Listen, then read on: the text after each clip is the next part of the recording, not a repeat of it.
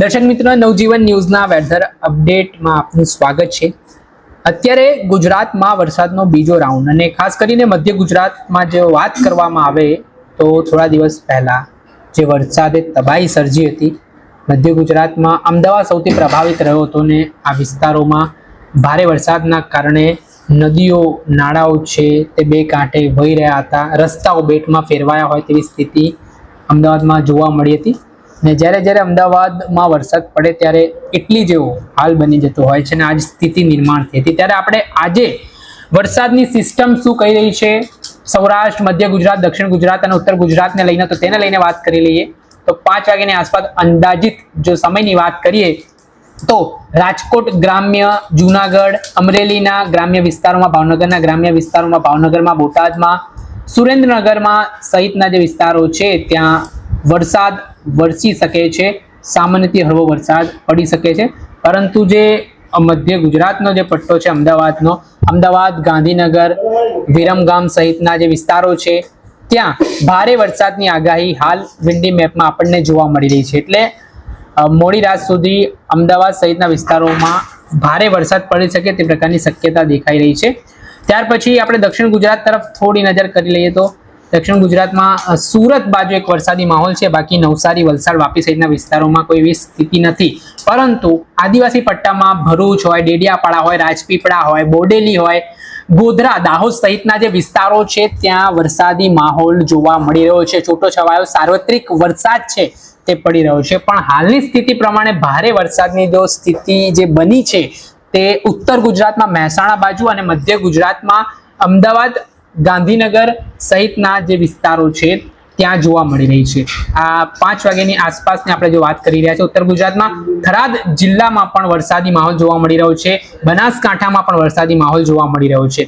હવે આપણે થોડી નજર કરીએ રાત્રિના સમય કઈ રીતની સ્થિતિ રહેવાની છે। તો રાત્રે આપણે જો નજર કરીએ 8 વાગ્યાની આસપાસ તો સૌરાષ્ટ્રમાંથી થોડી વરસાદી સિસ્ટમ આપણને નિષ્ક્રિય જોવા મળે છે।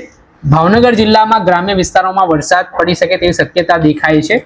અમદાવાદમાં પણ વરસાદ પડી શકે તેવી શક્યતા છે ને હવે આ જે સિસ્ટમ છે ભારે વરસાદને તે ખસીને પાટણ જિલ્લો છે ત્યાં તરફ વધી છે, વાવ-થરાદ જિલ્લાના ગ્રામ્ય વિસ્તારો તરફ વધી છે। ત્યાં પણ જે સાંજ સુધીમાં 8 વાગ્યાની આસપાસમાં ભારે વરસાદ પડી શકે તેવી શક્યતા છે। મહેસાણામાં પણ વરસાદની શક્યતા છે, સાબરકાંઠા, બનાસકાંઠામાં પણ વરસાદી માહોલ જોવા મળી રહ્યો છે। અમદાવાદની વાત કરીએ, ગાંધીનગરની વાત કરીએ ત્યાં પણ રાત્રે દરમિયાન વરસાદ પડી શકે છે તે પ્રકારે હાલ વિન્ડી મેપમાં આપણને જોવા મળી રહ્યું છે। દક્ષિણ ગુજરાતના સુરત, નવસારી, વલસાડ, વાપી ચારે જિલ્લાઓ જે અત્યારે જોવા મળે, 3 જિલ્લાઓ અને એક તાલુકો, ત્યાં વરસાદી માહોલ ફરી જામતો દેખાઈ રહ્યો છે। આદિવાસી પટ્ટામાં તાપી હોય, નર્મદા જિલ્લો હોય, ભરૂચના અમુક ગ્રામ્ય વિસ્તારો હોય, છોટાઉદેપુર જિલ્લો હોય ત્યાં પણ વરસાદી માહોલ જબરજસ્ત જામતો હવે દેખાઈ રહ્યો છે। ત્યાર પછી આપણે જોઈ લઈએ રાત્રે જે આપણે વાત કરીએ 8 વાગ્યાની આસપાસની, 12 વાગે શું સ્થિતિ રહેવાની છે। તો 12 વાગે સ્થિતિ શાંત થઈ ચૂકી છે, સિસ્ટમ છે વરસાદી તેટલી સક્રિય નથી જોવા મળી રહી મધ્ય ગુજરાતમાં। આ સિસ્ટમ ખસીને રાજસ્થાન તરફ આગળ વધી છે એટલે જે સૌરાષ્ટ્રના જિલ્લાઓ હોય, દક્ષિણ ગુજરાતના જિલ્લાઓમાં નવસારી, વલસાડ અને વાપીમાં સામાન્ય વરસાદ કહી શકાય। બાકી મધ્ય ગુજરાતમાં ગાંધીનગર, અમદાવાદમાં રાત્રે 12 વાગ્યાની આસપાસ કોઈ વરસાદી માહોલ જોવા નથી મળી રહ્યો। ઉત્તર ગુજરાતમાં પણ બનાસકાંઠા, પાટણના અમુક ગ્રામ્ય વિસ્તારોમાં વરસાદ પડે તેવી શક્યતા છે।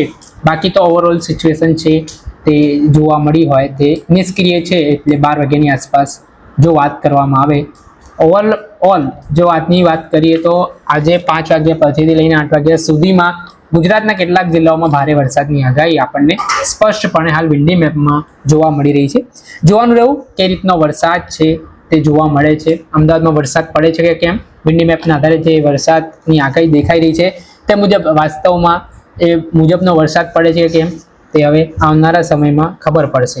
દર્શક મિત્ર, હવામાનથી જોડાયેલા, વેધરથી જોડાયેલા પડે પડના અપડેટો આપના સુધી પહોંચાડતા રહીશું, એટલે નવજીવન ન્યૂઝ જોતા રહો, લાઇક કરો અને વધુમાં વધુ શેર કરો।